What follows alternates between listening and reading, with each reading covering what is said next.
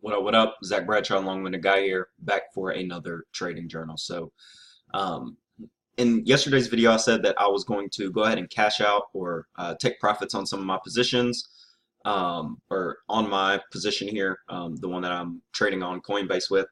And I ended up not doing that for a couple of reasons, partially just because I missed um, an opportunity to do it, and then there wasn't any other breaks of trend that I really liked in order to do it. So shortly after I made that video, I'm just sitting here watching the hourly and the 10-hour charts, trying to look for basically when the 10-hour trend changes or the 10-minute trend changes, and I would have cashed out probably all of my position.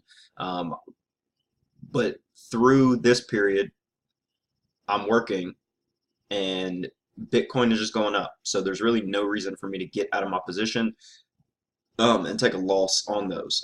This candle that uh, bounced downwards or went down to this line, maybe I would have cashed out on that one, but I wasn't paying attention. And by the time I looked back at it, this candle was green.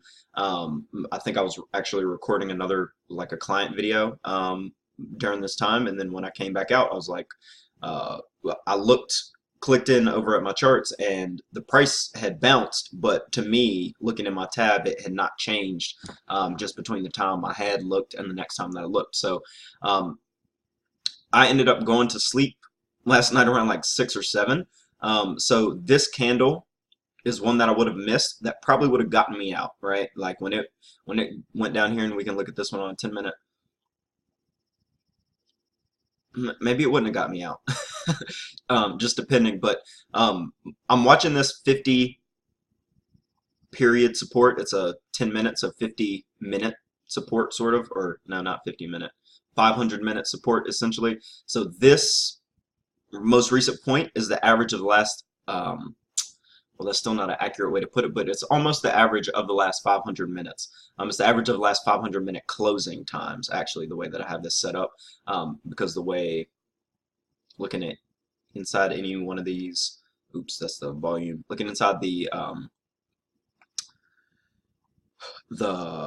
moving average indicator, the source here is set as the close. So if you have these set as the open, as the high, or whatever the heck these other ones are, then you would have different averages. Like this would shift, and I'll just go ahead and shift it now just so you can see. Let's look at this blue one, and watch this blue one shift when I change it from close to open. Right, it's going to move down a little bit because we're on a bull trend. Most of these are closing higher than their opening, right? If we did the highs, it would probably move up again. If we did the lows, it's going to move down again, right?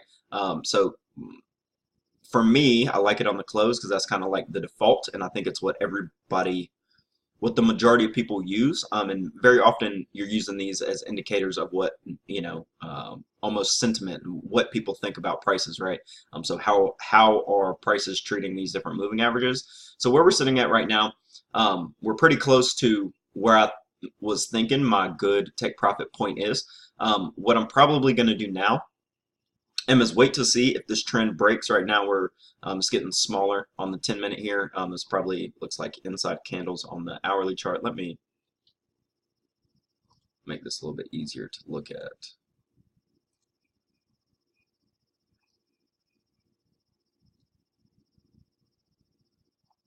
Move. Um, so I woke up and we were already bouncing back from this point here. And so I maybe would have gotten out along here, but didn't. And like the 1 hour trend still hasn't changed. It's still just like going up, even though it's doing a little bit of consolidation here. There's not very many red candles, and there sure isn't very much red movement. I don't really care that much about red volume like some people uh, think it matters, just because if we're looking on a 1 hour time frame, and let's look at this area just to make this obvious.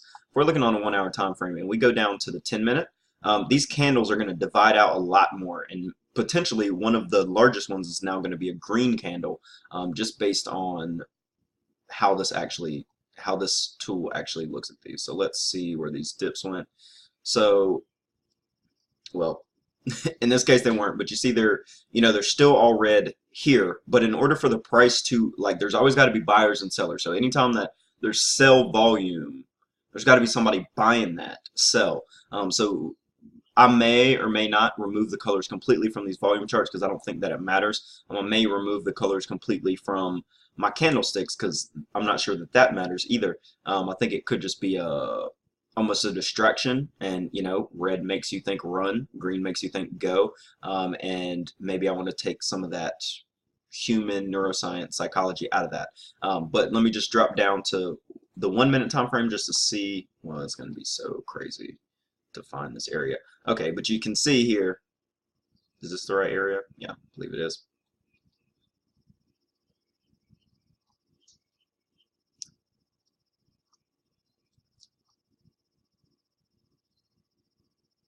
I'm not sure that is the right area.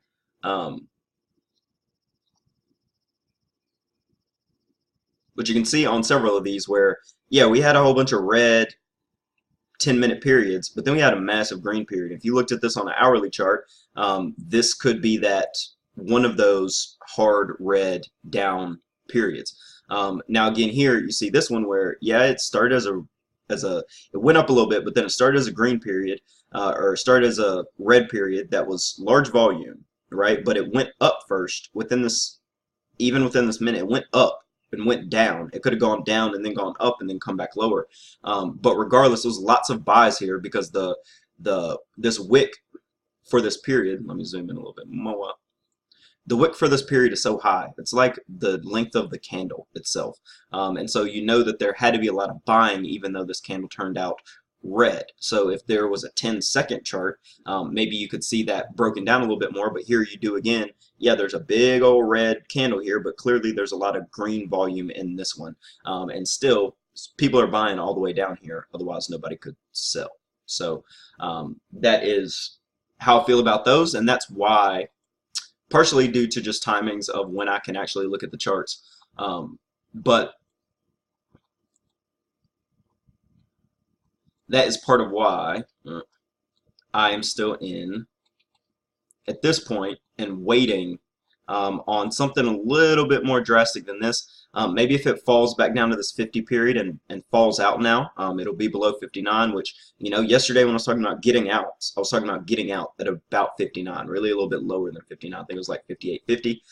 And so now, even if it falls back down to this line here, you know, within a reasonable time period, it's still around these 850s, and if it waits a little bit longer, you know, a couple of days, then it'll be up here around this 59.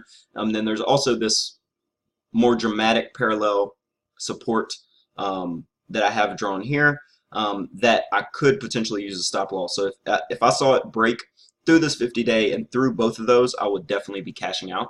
I would get probably out of still maybe not all this position because I think that there could actually be a chance for us to go up to 65 now, and that is directly influenced partially by this action, but directly influenced also by Tone Vase and looking at him yesterday talking about the TD sequential and how it was set up for a couple more days of upside. That's not a indicator that I like really know how to use yet, but I've been watching him use it for the last, I don't know, almost 6 months now, and it seems to predict the way price is going to go or how long a move is going to last very well. And him saying that, hey, it could have another leg up, being somebody that thinks the bottom might not be in, that it's probably going below 3,100. That's what he thinks. And saying that, okay, it might have a leg up to, he didn't say 65, but a leg up to 65 would make sense for me, but it may just go up to 62 or 63. And you know, I will be watching it. I'll probably set some alerts today so that I can know whether it breaks this line or whether it drops below, I don't know, something like 59 or something like that. And then I can make decisions if need be. But for now, I'm just gonna let some of this ride. I'll probably cash out another 0.005 position at about this line here. So I'm down to 0.035 Bitcoin, but other than that, I probably won't do anything. If it blasts straight through this, which it very well may, or if I'm, you know, doing some work and I'm not able to watch this while it blasts through it, and it takes a couple of hours, but then by the time I come in, it's over 62. I may even make another video to say how I feel right now and what I think I may be doing. Now, me just saying that right there, how I feel right now is not good trading. So again, this is not trading advice at all. It's certainly not trading advice that anybody should follow. It's really just me making a diary about how I'm trading Bitcoin, and I can have an opportunity to come back and look and see how my predictions did, and also learn things by going back and looking at what was successful and what wasn't successful. So that's enough rambling on this one. Um, if you feel like liking and subscribing, that's cool. It's probably a waste of your time. But if you want to comment, if you want to troll me, if you want to ask questions, or if you want to voice your concerns, I'm all ears and more than willing to strike up a discussion about my crappy charts. But until the next one, I guess that's it. Peace.